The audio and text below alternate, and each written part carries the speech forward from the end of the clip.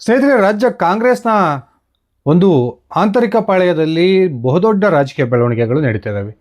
ಒಂದು ಕಡೆ D K Shivakumar ಇದೇ ಡಿಸೆಂಬರ್ ವೇಳೆಗೆ ತಾನು ರಾಜ್ಯದ ಮುಖ್ಯಮಂತ್ರಿ ಆಗಬೇಕು ಅನ್ನುವ ಪ್ರಯತ್ನಕ್ಕೆ ಕೈ ಹಾಕಿದರೆ, ಇನ್ನೊಂದು ಕಡೆ ಸಿದ್ದು ಬಣ ಕೂಡ ಯಾವುದೇ ಕಾರಣಕ್ಕೂ ಡಿ ಕೆ ಶಿವಕುಮಾರ್ ಅವರನ್ನು ರಾಜ್ಯದ ಮುಖ್ಯಮಂತ್ರಿ ಸ್ಥಾನದಲ್ಲಿ ಕೂರೋದಕ್ಕೆ ಬಿಡಬಾರ್ದು ಅನ್ನುವ ಒಂದು ತೀರ್ಮಾನಕ್ಕೆ ಬಂದು ಅದಕ್ಕೆ ತಕ್ಕನಾದಂತಹ ಎಲ್ಲ ಸಿದ್ಧತೆಗಳನ್ನು ಕೂಡ ನಡೆಸ್ತಾ ಇದೆ.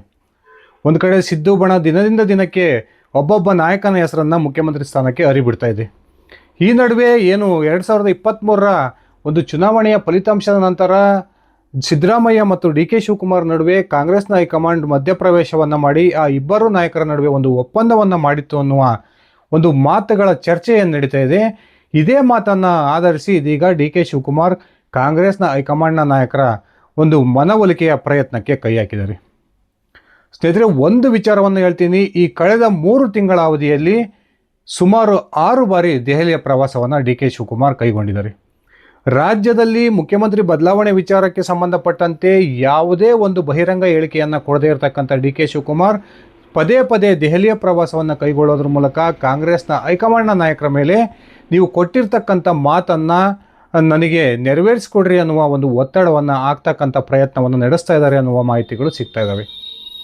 ಮೊನ್ನೆ ದೆಹಲಿಯ ಪ್ರವಾಸವನ್ನು ಕೈಗೊಂಡಿದ್ದಂತಹ ಡಿ ಕೆ ಶಿವಕುಮಾರ್ ನಿಜಕ್ಕೂ ಕೂಡ ದೆಹಲಿಯಲ್ಲಿ ಕಾಂಗ್ರೆಸ್ನ ಹೈಕಮಾಂಡ್ ಮಟ್ಟದ ಯಾವ ನಾಯಕರನ್ನು ಭೇಟಿಯಾದರು? ಆ ಭೇಟಿಯ ಸಂದರ್ಭದಲ್ಲಿ ಡಿ ಕೆ ಶಿವಕುಮಾರ್ ತಮ್ಮ ಹೈಕಮಾಂಡ್ನ ನಾಯಕರಿಗೆ ಯಾವ ಒಂದು ಎಚ್ಚರಿಕೆಯ ಸಂದೇಶವನ್ನು ಕೊಟ್ಟು ಬಂದಿದ್ದಾರೆ ಅನ್ನುವ ಮಾಹಿತಿಗಳು ಇದೀಗ ಡಿ ಕೆ ಶಿವಕುಮಾರ್ ಆಪ್ತ ಬಳಗದವರಿಂದ ಕೇಳಿ ಬರ್ತಾ ಇದ್ದಾವೆ. ಬನ್ನಿ ಸ್ನೇಹಿತರೆ, ಹಾಗಾದರೆ ನಿಜಕ್ಕೂ ಕೂಡ ದೆಹಲಿಯ ಭೇಟಿಯ ಸಂದರ್ಭದಲ್ಲಿ ಡಿ ಕೆ ಶಿವಕುಮಾರ್ ದೆಹಲಿಯ ಯಾವ ಕಾಂಗ್ರೆಸ್ನ ನಾಯಕರನ್ನು ಭೇಟಿಯಾದರು, ಆ ಸಂದರ್ಭದಲ್ಲಿ ಡಿ ಕೆ ಶಿವಕುಮಾರ್ ಯಾವ ಒಂದು ನಿರ್ಧಾರವನ್ನು ಆ ಒಂದು ನಾಯಕರ ಮುಂದೆ ತಿಳಿಸಿ ಬಂದಿದ್ದಾರೆ ಅನ್ನೋದನ್ನು ತಿಳ್ಕೊಂಡು ಬರೋಣ. ಅದಕ್ಕಿಂತ ಮುಂಚೆ ನೀವಿನ್ನು ನನ್ನ ಇಟ್ಗೆ ಎಮ್ ಅಂತ ಯೂಟ್ಯೂಬ್ ಚಾನಲ್ಗೆ ಸಬ್ಸ್ಕ್ರೈಬ್ ಮಾಡ್ಕೊಂಡಿಲ್ಲ ಅಂದರೆ ದಯವಿಟ್ಟು ಸಬ್ಸ್ಕ್ರೈಬ್ ಮಾಡಿಕೊಂಡು ಬೆಲ್ ಬಟನ್ನ ಕ್ಲಿಕ್ ಮಾಡಿ. ನಾನು ಕೊಡ್ತಕ್ಕಂಥ ಮಾಹಿತಿ ನಿಮ್ಗೆ ಇಷ್ಟ ಆಗಿದ್ದರೆ ಈ ವಿಡಿಯೋಗೆ ಲೈಕ್ ಮಾಡಿ, ಶೇರ್ ಮಾಡಿ, ಕಮೆಂಟ್ ಮಾಡಿ. ಸ್ನೇಹಿತರೆ, ಡಿ ಕೆ ಶಿವಕುಮಾರ್ ರಾಜಕೀಯವಾಗಿ ಒಂದು ಬಹುದೊಡ್ಡ ನಿರ್ಧಾರಕ್ಕಂತೂ ಬಂದಿದ್ದಾರೆ. ಒಂದು ಕಡೆ ರಾಜ್ಯದ ಮುಖ್ಯಮಂತ್ರಿ ಸಿದ್ದರಾಮಯ್ಯನವರು ತಮ್ಮ ಕುರ್ಚಿಯನ್ನು ಖಾಲಿ ಮಾಡೋದು ಬಹುತೇಕ ಫಿಕ್ಸ್ ಎನ್ನುವ ಮಾತುಗಳು ಕೂಡ ಕೇಳಿ ಬರ್ತಿದ್ದಾವೆ. ಆದರೆ ಸಿದ್ದರಾಮಯ್ಯನವರು ಮುಖ್ಯಮಂತ್ರಿ ಸ್ಥಾನದಿಂದ ಕೆಳಗಿಳಿದ್ರೂ ಸಹ ಯಾವುದೇ ಕಾರಣಕ್ಕೂ ಡಿ ಕೆ ಶಿವಕುಮಾರ್ ಅವರನ್ನು ಮುಖ್ಯಮಂತ್ರಿ ಸ್ಥಾನದಲ್ಲಿ ಕೂರೋದಕ್ಕೆ ಬಿಡಬಾರ್ದು ಅನ್ನುವ ತೀರ್ಮಾನಕ್ಕೆ ಸಿದ್ದರಾಮಯ್ಯ ಬಣ ಬಂದಿರತಕ್ಕಂಥದ್ದು ಸ್ಪಷ್ಟ. ಇತ್ತೀಚೆಗೆ ತಾನೇ ಅಹಿಂದ ನಾಯಕತ್ವ, ರಾಜ್ಯದ ಮುಂದಿನ ನಾಯಕತ್ವದ ಕುರಿತು ಏನು ಸಿದ್ದರಾಮಯ್ಯನವರ ಪುತ್ರ ಯತೀಂದ್ರ ಸಿದ್ದರಾಮಯ್ಯನವರು ಒಂದು ಬಹುದೊಡ್ಡ ಬಾಂಬನ್ನು ಸಿಡಿಸಿದರು. ಆ ಮೂಲಕ ಸಿದ್ದರಾಮಯ್ಯನವರ ನಂತರ ಅಹಿಂದ ನಾಯಕತ್ವವನ್ನು, ಅದೇ ರೀತಿ ಇತರ ಬೇರೆ ನಾಯಕತ್ವವನ್ನು ಸತೀಶ್ ಜಾರಕಿಹೊಳಿ ಅವರು ವಹಿಸ್ಕೊಳ್ತಾರೆ ಅನ್ನುವ ಒಂದು ಮಾತನ್ನು ಹೇಳೋದ್ರ ಮೂಲಕ ಸಿದ್ದು ಪಾಳೆಯದ ಒಂದು ಮನದಿಂಗಿತ ಏನಿದೆ ಅನ್ನೋದನ್ನು ಸೂಕ್ಷ್ಮವಾಗಿ ಬಹಿರಂಗಗೊಳಿಸಿದರು. ಅದಾದ ನಂತರ ಡಿ ಕೆ ಶಿವಕುಮಾರ್ ಈ ಒಂದು ವಿಚಾರಕ್ಕೆ ಸಂಬಂಧಪಟ್ಟಂತೆ ಯಾವುದೇ ರೀತಿಯ ಒಂದು ದುಡುಕಿನ ರಿಯಾಕ್ಷನನ್ನು ಕೊಡಲಿಲ್ಲ. ಈ ರೀತಿ ಹೇಳಿಕೆಯನ್ನು ಯಾರು ಕೊಟ್ಟಿದ್ದಾರೋ ಅವ್ರ ಹತ್ರನೇ ಹೋಗಿ ಆ ವಿಚಾರಕ್ಕೆ ಸಂಬಂಧಪಟ್ಟಂತೆ ನೀವು ಉತ್ತರವನ್ನು ಕೇಳಬೇಕು ಅನ್ನುವ ಹೇಳಿಕೆಯನ್ನು ಕೊಟ್ಟರು. ಅದಾದ ನಂತರ ಈ ಪಕ್ಷದ ಶಿಸ್ತನ್ನು ಉಲ್ಲಂಘಿಸಿರೋ ವಿಚಾರಕ್ಕೆ ಸಂಬಂಧಪಟ್ಟಂತೆ ಯತೀಂದ್ರ ಅವರ ವಿರುದ್ಧ ಕ್ರಮ ಕೈಗೊಳ್ಳೋದಕ್ಕೆ ಯಾರ ಹತ್ರ ನಾನು ಹೇಳಬೇಕೋ ಅವ್ರ ಹತ್ರ ನಾನು ಹೇಳ್ತೀನಿ ಅನ್ನುವ 2 ಮಾತನ್ನು ಹೇಳೋದ್ರ ಮೂಲಕ ಡಿ ಕೆ ಶಿವಕುಮಾರ್ ತಾನೂ ಕೂಡ ಸುಮ್ಮನೆ ಕೈಕೊಟ್ಟು ಕೂರೋದಿಲ್ಲ ಅನ್ನುವ ಒಂದು ಸಂದೇಶವನ್ನು ರವಾನಿಸ್ತಕ್ಕಂಥ ಪ್ರಯತ್ನವನ್ನು ನಡೆಸಿದರು. ಮೊನ್ನೆ ಏನು ಡಿ ಕೆ ಶಿವಕುಮಾರ್ ದೆಹಲಿಯ ಪ್ರವಾಸವನ್ನು ಕೈಗೊಂಡರು, ಅವತ್ತು ಬೆಳಿಗ್ಗೆ 10 ಪತ್ರಕರ್ತರು ಡಿ ಕೆ ಶಿವಕುಮಾರ್ ಅವರು ದೆಹಲಿಯ ಪ್ರವಾಸವನ್ನು ಕೈಗೊಳ್ತಾರೆ ಅನ್ನುವ ಒಂದು ಸೂಕ್ಷ್ಮ ಸುಳಿವನ್ನು ಹೊರತು ಡಿ ಕೆ ಶಿವಕುಮಾರ್ ಮುಂದೆ ನಿಮ್ಮ ದೆಹಲಿಯ ಪ್ರವಾಸ ನಿಗದಿಯಾಗಿದೆ ಅಂತ ಒಂದು ಪ್ರಶ್ನೆಯನ್ನು ಕೇಳ್ತಾರೆ. ಆದರೆ ಡಿ ಕೆ ಶಿವಕುಮಾರ್ ಬೆಳಿಗ್ಗೆ 10 ಹೇಳ್ತಾರೆ, ಯಾವುದೇ ಕಾರಣಕ್ಕೂ ಕೂಡ ನಾನು ದೆಹಲಿಗೆ ಹೋಗ್ತಕ್ಕಂಥ ಪ್ರಶ್ನೆ ಇಲ್ಲ, ಸದ್ಯಕ್ಕೆ ಹೈಕಮಾಂಡ್ನ ಯಾವ ನಾಯಕರನ್ನು ಕೂಡ ನಾನು ಭೇಟಿಯಾಗಲ್ಲ ಅನ್ನುವ ಹೇಳಿಕೆಯನ್ನು ಕೊಟ್ಟ 1-2 ಗಂಟೆಯಲ್ಲಿಯೇ ಮಧ್ಯಾಹ್ನ 1:15 ಟೈಮಿಗೆ ದೆಹಲಿಯ ವಿಮಾನವನ್ನು ಡಿ ಕೆ ಶಿವಕುಮಾರ್ ಇದ್ದಕ್ಕಿದ್ದಾಗೆ ಸಡನ್ನಾಗಿ ಹತ್ತಿ ಬಿಡ್ತಾರೆ. ಆಗ ರಾಜ್ಯ ಕಾಂಗ್ರೆಸ್ ಪಾಳೆಯದಲ್ಲಿ ಒಂದು ರೀತಿಯ ಕುತೂಹಲ ಮನೆ ಮಾಡುತ್ತೆ. ಯಾಕೆ ಡಿ ಕೆ ಶಿವಕುಮಾರ್ ಇದ್ದಕ್ಕಿದ್ದಂಗೆ ದೆಹಲಿಗೆ ಹೋಗಿದ್ದಾರೆ ಅನ್ನುವ ಮಾತುಗಳು ಬಹುದೊಡ್ಡ ಮಟ್ಟದಲ್ಲಿ ಚರ್ಚೆ ಆಗ್ತವೆ. ಡಿ ಕೆ ಶಿವಕುಮಾರ್ ದೆಹಲಿಯ ಪ್ರವಾಸದ ವೇಳೆ ಕಾಂಗ್ರೆಸ್ನ ವರಿಷ್ಠರಾಗಿರ್ತಕ್ಕಂಥ ರಾಹುಲ್ ಗಾಂಧಿ ಮತ್ತು ಸೋನಿಯಾ ಗಾಂಧಿ ಅವರಿಬ್ಬರೂ ಸಿಗದೆ ಹೋದರೆ ಅಟ್ಲೀಸ್ಟ್ AICCಯ ಪ್ರಧಾನ ಕಾರ್ಯದರ್ಶಿಯಾಗಿರ್ತಕ್ಕಂಥ ವೇಣುಗೋಪಾಲ್ ಅವರನ್ನು ಭೇಟಿ ಆಗಬೇಕು ಅನ್ನುವ ಒಂದು ದೃಷ್ಟಿಯನ್ನಿಟ್ಕೊಂಡು ದೆಹಲಿಯ ಪ್ರವಾಸವನ್ನು ಕೈಗೊಂಡಿರ್ತಾರೆ. ಈ ಸಂದರ್ಭದಲ್ಲಿ ಡಿ ಕೆ ಶಿವಕುಮಾರ್ ಅವರಿಗೆ ಈ ಮೂವರೂ ನಾಯಕರು ಕೂಡ ಭೇಟಿಗೆ ಅವಕಾಶವನ್ನು ಕೊಡಲ್ಲ. ಡಿ ಕೆ ಶಿವಕುಮಾರ್ ಅವರಿಗೆ ಅವರು ಸಿಗೋದು ಇಲ್ಲ. ನಿಜಕ್ಕೂ ಕೂಡ ಕಳೆದ 10 ತಿಂಗಳಿಂದನೂ ಕೂಡ ಡಿ ಕೆ ಶಿವಕುಮಾರ್ ಹಾಗೂ ರಾಹುಲ್ ಗಾಂಧಿ ಅವರ ನಡುವೆ 1-to-1 ಮೀಟಿಂಗ್ ನಡೆದೇ ಇಲ್ಲ ಅಂತಕ್ಕಂಥದ್ದು ನಿಜಕ್ಕೂ ಕೂಡ ಡಿ ಕೆ ಶಿವಕುಮಾರ್ ಅವರ ಒಂದು ವಿಚಾರದಲ್ಲಿ ರಾಹುಲ್ ಗಾಂಧಿ ಯಾವ ರೀತಿಯ ನಿಲುವನ್ನು ತೆಗೆದುಕೊಳ್ತಾ ಇದ್ದಾರೆ ಅನ್ನುವ ಒಂದು ಸ್ಪಷ್ಟ ಸೂಚನೆಯನ್ನು ಕೊಡ್ತಾ ಇದೆ. ಸ್ನೇಹಿತರೆ, ಏನು ಅಸ್ಸಾಂನ ಮುಖ್ಯಮಂತ್ರಿ ಆಗಿರ್ತಕ್ಕಂಥ ಹಿಮಂತ್ ಬಿಸ್ವಾ ಅವರು ಕೂಡ ಒಂದಾನೊಂದು ಕಾಲದಲ್ಲಿ ಕಾಂಗ್ರೆಸ್ನ ಕಟ್ಟ ನಾಯಕರಾಗಿದ್ದರು.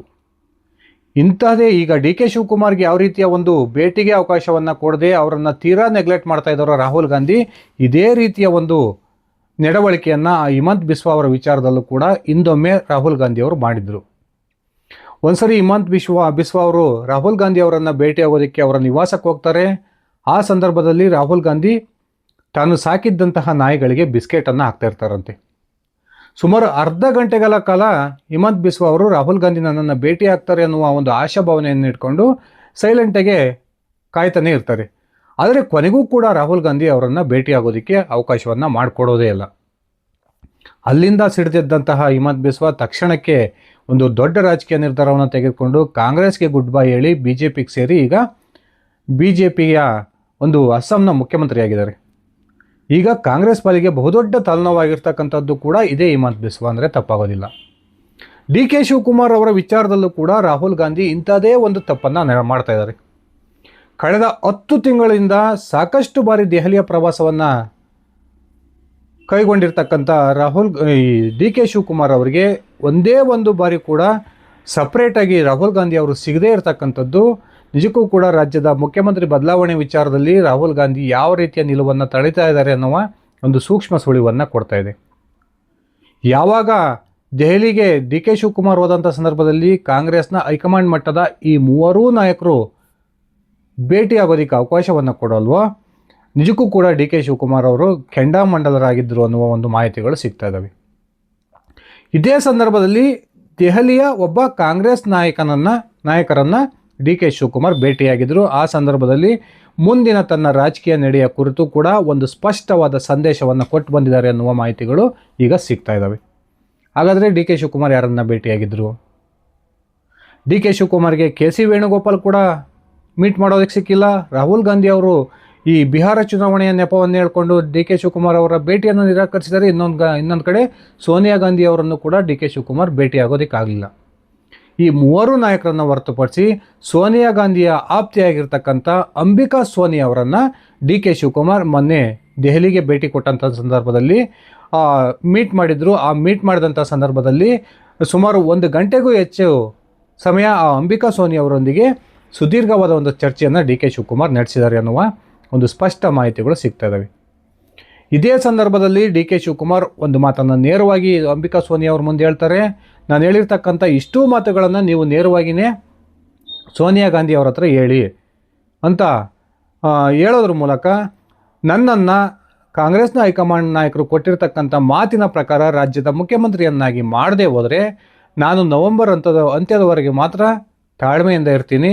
ಅದಾದ ನಂತರ ನನ್ನ ದಾರಿ ನನಗೆ, ಕಾಂಗ್ರೆಸ್ನ ದಾರಿಗೆ ಕಾಂಗ್ರೆಸ್ಗೆ ಅನ್ನುವ ಒಂದು ಸ್ಪಷ್ಟ ಹೇಳಿಕೆಯನ್ನು ಕೊಡೋದ್ರ ಮೂಲಕ ಡಿ ಕೆ ಶಿವಕುಮಾರ್ ತಾನು ಅಂದುಕೊಂಡಿದ್ದನ್ನು ಪಡೆಯದೇ ಹೋದರೆ ನಿಜಕ್ಕೂ ಕೂಡ ಕಾಂಗ್ರೆಸ್ ವಿರುದ್ಧ ಸಿಡಿದೇಳ್ತಕ್ಕಂಥ ಒಂದು ಸ್ಪಷ್ಟ ಸೂಚನೆಯನ್ನು ಅಂಬಿಕಾ ಸೋನಿ ಅವರ ಮುಂದೆ ಪ್ರಸ್ತಾಪ ಮಾಡಿದ್ದಾರೆ ಅನ್ನುವ ಮಾತುಗಳು ಕೂಡ ಕೇಳಿ ಬರ್ತಾ ಇದ್ದಾವೆ. ಮೊದಲು ಏನು ಕಾಂಗ್ರೆಸ್ ಹೈಕಮಾಂಡ್ ಹತ್ರ ನನ್ನನ್ನು ಮುಖ್ಯಮಂತ್ರಿ ಮಾಡಿ ಅನ್ನುವ ಒಂದು ಬೇಡಿಕೆಯನ್ನು ಅತ್ಯಂತ ವಿನಯಪೂರ್ವಕವಾಗಿ ಇಡ್ತಾ ಇದ್ದಂತಹ ಡಿ ಕೆ ಶಿವಕುಮಾರ್ ಇದೀಗ ಕಾಂಗ್ರೆಸ್ ಹೈಕಮಾಂಡ್ನ ಮುಂದೆ ಒಂದು ರೀತಿ ಆರ್ಡರ್ ಮಾಡ್ತಕ್ಕಂಥ ಪರಿಸ್ಥಿತಿಗೆ ಬಂದು ನಿಂತಿದ್ದಾರೆ.